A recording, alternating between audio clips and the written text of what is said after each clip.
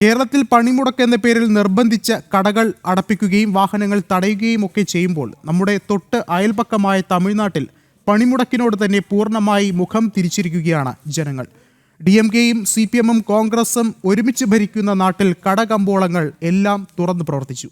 വാഹന ഗതാഗതവും സാധാരണ നിലയിൽ തന്നെയായിരുന്നു. മാത്രമല്ല, ദേശീയ പണിമുടക്ക് എന്നത് പലർക്കും അറിയാത്ത സ്ഥിതിയാണ്. முழு அடைப்பு தானே இங்கே தமிழ்நாட்டில் இல்லை இல்லையா, இதெல்லாம் கம்மியாக தான் எல்லாம் ஓப்பன் ஆகிருக்கே பாருங்கள். நீங்களே முழு அடைப்புனா அதெல்லாம் திறந்துருக்காதில்ல. இது தமிழ்நாடு. முழு அடைப்புங்கிறீங்க கனவுலையும் நினச்சி பார்த்துடாதீங்க. பிஸ்னஸ் சென்டர் இது, பிஸ்னஸாக ஓடும். போராட்டமெல்லாம் வேஸ்ட்டு.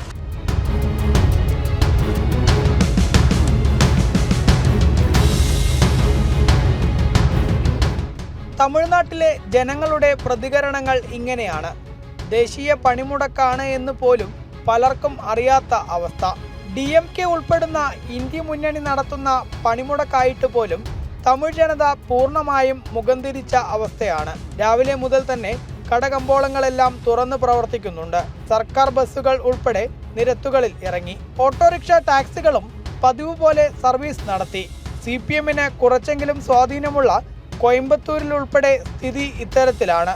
ജനജീവിതം സ്തംഭിപ്പിച്ചുകൊണ്ടും ജനങ്ങളുടെ തൊഴിൽ മുടക്കിയുമുള്ള സമരങ്ങൾ അംഗീകരിക്കാനാവില്ല എന്നും തമിഴ് മക്കൾ പറയുന്നു. CPMന് സ്വാധീനമുള്ള കോയമ്പത്തൂരിൽ ഉൾപ്പെടെ തമിഴ്നാട്ടിൽ ഒരിടത്തും ദേശീയ പണിമുടക്ക് ജനങ്ങൾ ഏറ്റെടുത്തിട്ടില്ല. ഏതൊരു സാധാരണ ദിനം പോലെ തന്നെയായിരുന്നു ഇന്നത്തെ ദിവസവും. PR മനൂപിനൊപ്പം അരുൺ ആലത്തൂർ, ജനം, കോയമ്പത്തൂർ.